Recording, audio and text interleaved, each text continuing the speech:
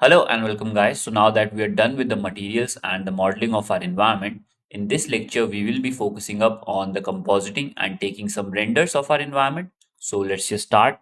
Let's press 0 to view through our camera and we can first just look at how our render looks right now.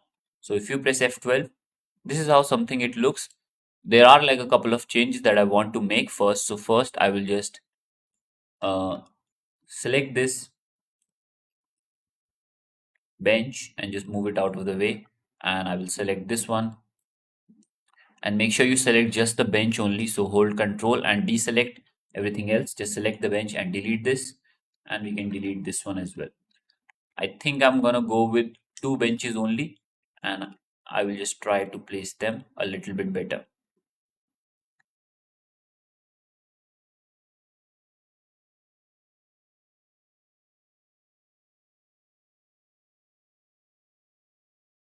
Now select this one and just move it over here.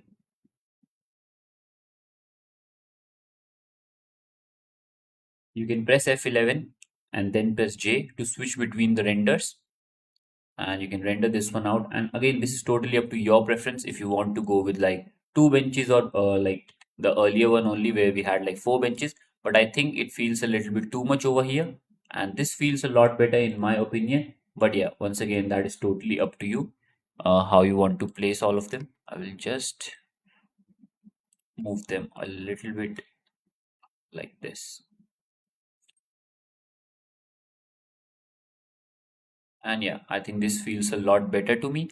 I will also just quickly select the camera. So select your camera, press N and go to camera to view. I'll just move it a little bit.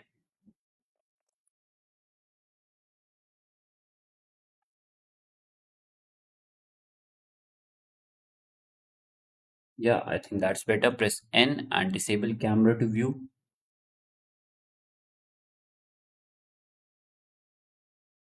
And yeah, let's just move ahead.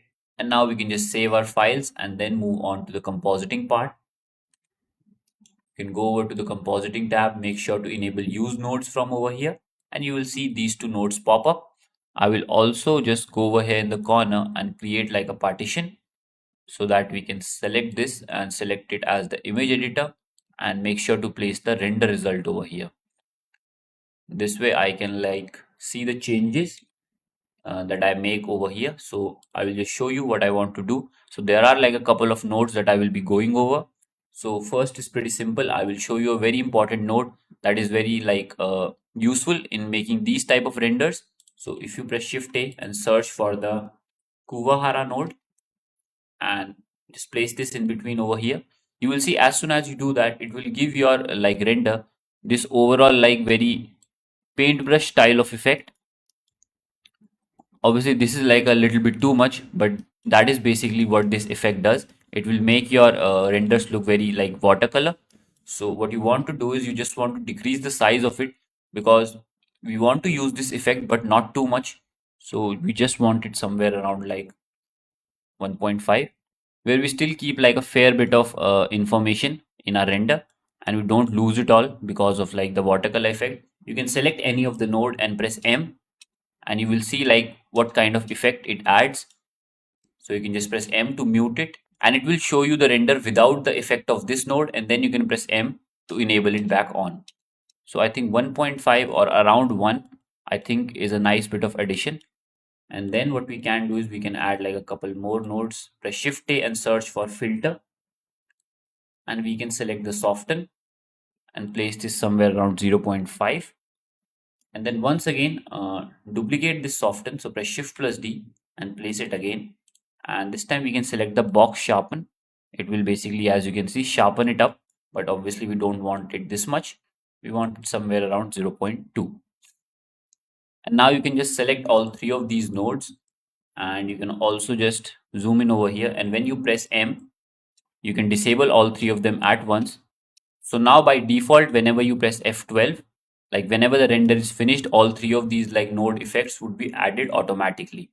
And yeah, I think it is a nice bit of addition. So we can definitely do that. This is totally up to your preference if you even want to add them or not. or you want to like change the values for them, that is totally up to you. There are like a couple of more nodes that I will be going over. One of them is bloom. So press shift A and search for glare.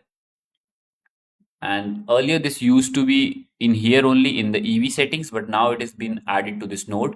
So from like this glare node, we have like all these different types of glare types. So if you zoom in over here, wherever your light is shining a lot, you can see these streaks are added. If you turn this glare node off, this is basically the doing of this. So streaks is currently the mode set. That's why it looks like this. If you change this to something like bloom, then it will give you this glow like effect, which I think looks pretty cool. But right now it is been added to like the small part only because this is where the light is shining the most. So what we can do is to make it so like it appears in a lot more areas in our render. You just need to decrease the threshold.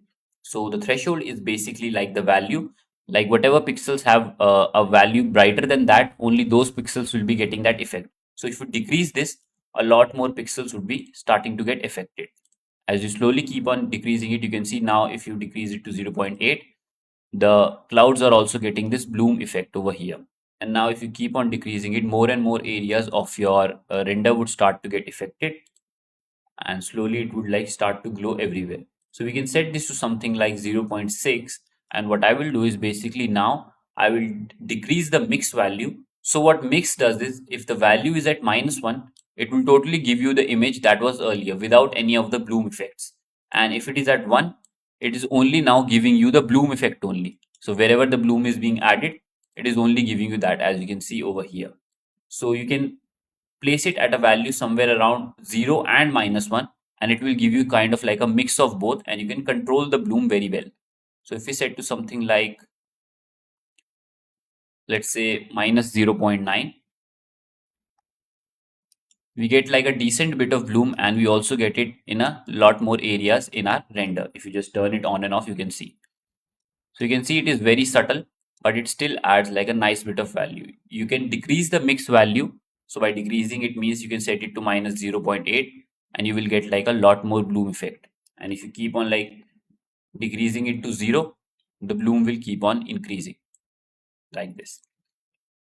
So I think somewhere around -0.8 and -0.9 would look pretty good, but I will be going with -0.9 only because I just want to keep everything a bit subtle.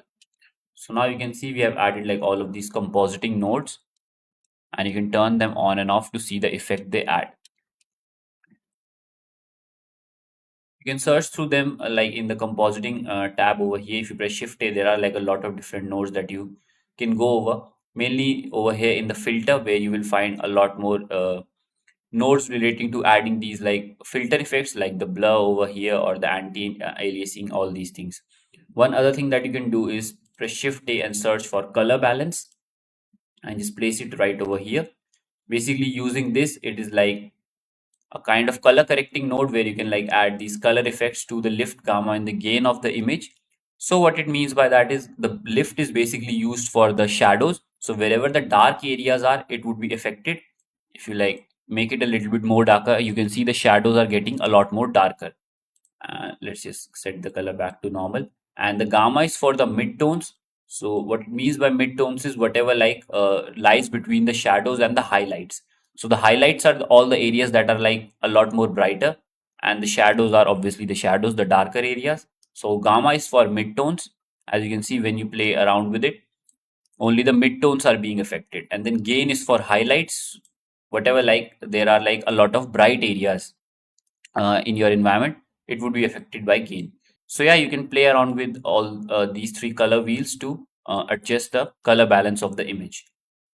But we can do these sorts of things in Photoshop as well, and there is like a lot more control over there in my opinion. So I will be using that only. So I can just delete this color balance node. But yeah, you can definitely use it from over here if you want to. And with this, we can just hit save, press F12 to look at our render, and this is how it looks. I think it looks pretty good, and we are getting that anime or like comic book style of vibe and effect. Let's just go to image and hit save, and we can save it in our renders. So go into Blender files. In the rooftop, I will just right click and create a new folder with the name renders. Rename it as one and save it as JPG. and set the quality to 100, and now hit save as image. All right, guys, with this, we have like covered all of the things that I wanted to go over in this lecture. You can also like add a couple more cameras and place them in a few different new angles and get like few different shots for your environment. In the next lecture, what we will be doing is we will be doing a bit more compositing where I will be taking these renders into Photoshop to just show you like a couple more things that we will be going over. And also I will create like a variation for this environment by adding like a nighttime HDRI and making it like a nighttime scene. So we will get like two different variations of our scene, one in the daytime and the other one in the nighttime. So yeah, I will see you in the next lecture. Thank you guys for watching.